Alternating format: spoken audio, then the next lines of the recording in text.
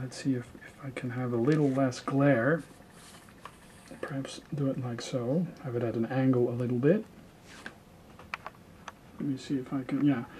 So here we have the little gamepad, and as you can see, it has a very nice rubbery feel. On the back, there's some information, some FCC information. It shows you how to change the mode. It has an iOS mode, so you can use it on an iPad or an iPhone, and it has an Android mode, and you can switch around. So what does this unit have? Well, it actually has all the things that the GameMID also has. It has two nice analog little analog sticks. It has an A and B button, which basically is select and start. It has a very nice thumb pad, D-pad, and it has 4 action buttons that are numbered, and it has 2 shoulder buttons. And it connects over Bluetooth. And the thing is, it's always interesting to see whether or not, oh yeah, and it has a micro USB adapter for charging, and yeah, let's see how it works. It does work with quite a few games, and yeah, I haven't loaded a whole ton of games on this device, but there's some games on here. For example, MAME for Droid. Let's turn it on. Let's see if it'll turn on. I thought it was charged, but it may actually not be charged anymore. Oh gosh. And I thought I was going to make a video on this. Well, that's the thing. The tablet is on and you have to separately charge this. So that is actually something that just wouldn't happen with something like this, because if you charge this, the controls are charged as well. But yeah, I think this is kind of dead, so I have to charge it. Well, I'll be back once I've charged this, and we'll continue recording the video. Oh gosh. Okay, so I wasn't recording a single thing. That's very nice. So yeah, I charged it, and the thing is, you have to make it flash very slowly, and that's the Android mode. If it flashes faster, then it is in iOS mode, and the thing is that it will still hook up to the Android device, and it'll still say that it's the SteelSeries free wireless gamepad, but it won't work, and it doesn't indicate anywhere when it will work and when it won't work, but it has to flash slowly. In the manual it says how to change the modes. You have to turn it off or turn it on. Basically you just press this button for turning it off and turning it on, combined with that button to change the mode. Actually I recorded and you just hook it up by Bluetooth. So Bluetooth, and it says the ZeeMote SteelSeries free is connected. So and I don't have a shitload of games on here, but I do have MAME, Need for Speed Most Wanted, a couple of more frequent games that people tend to use on their system. So let's go for MAME for Droid and press start and press gyrus, whoops, original, and this actually is supported straight out of the box, and the thumb pad as well as the analog stick is supported. I do experience a little lag with this controller on this game, on the Nexus 7. This is actually the Nexus 7, the first edition Nexus 7.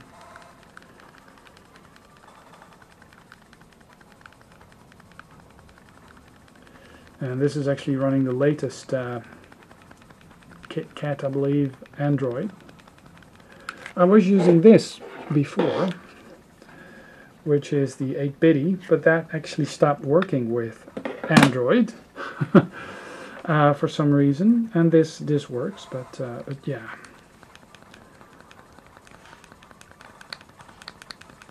So as you can see, it works pretty well, but there's a bit of a lag on the Android. It's not apparent on all the games. Let's go for Riptide GP2. That actually works straight out of the box as well.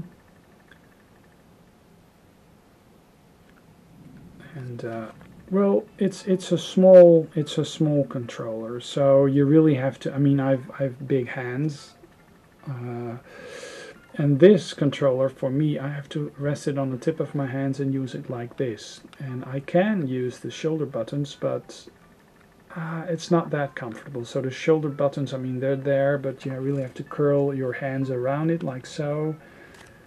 And for me, it's kind of cramped. So if you have smaller hands, the shoulder buttons will work fine. If you've got bigger hands, just forget about using the shoulder buttons if you are also in need of controlling these. But let's press the button, press to start, and just go for career, beginner's luck, race, and just quickly show you that it actually works straight out of the box without any configuring.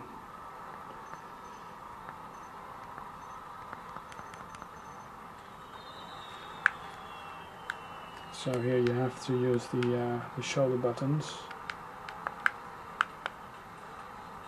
I mean, it's doable, but it's not the most comfortable way to game. It's a small controller. Whoops. Okay. But all the buttons and all the modes are supported. This new version of Android actually it also hides the button bar, which is actually quite good in games. Another game that really works well straight out of the box supporting this is actually Expandable. And I think this game, Expandable Rearmed, Expandable is available on the original PlayStation. It's also out on the Dreamcast, but they use the Resident Evil control scheme and not necessarily, or not at all, the dual analog stick. And that is actually what this game supports on Android, which makes it the ultimate version of it. As you can see, grenade, fire, you can alter that, and yeah, let's see how it works. And this really works great. Just as good as on the GameMID, I'd say. And these are really very nice, comfortable analog sticks. They are, yeah, they are really like analog sticks and not like the little discs, PlayStation Portable like discs, but really analog sticks, very close to what you'd find on the PlayStation Vita.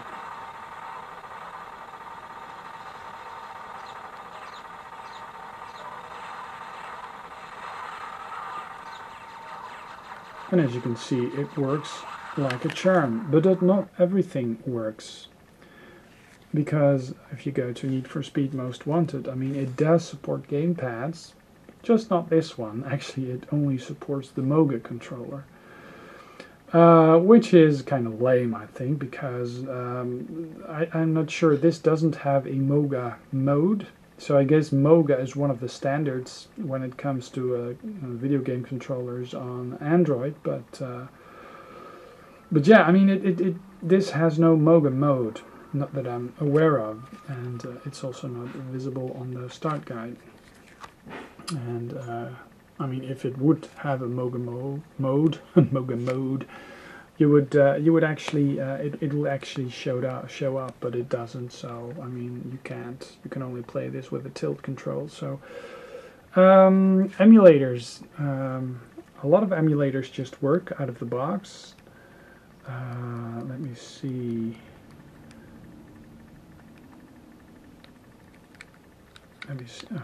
Well, they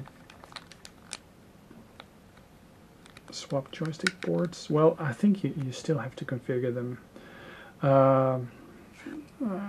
Let me see if I can do that. Gamepad input setup, auto detect device to set up, press a button,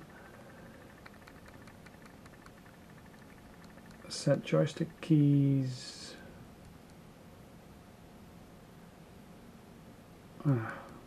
There's it, there it is. So I just had to select that, and I guess I can just not play the game. So yeah, that's you know, that's something that really bugs the hell out of me. I mean, yeah, perhaps I'm just impatient like that.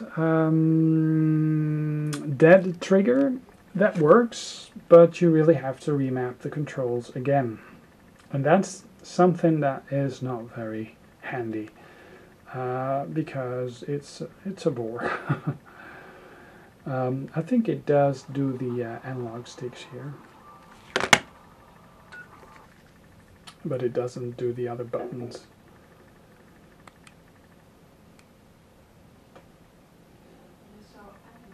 Oh, that is nice. So, yeah, you can look around and you can move around, but you can't shoot.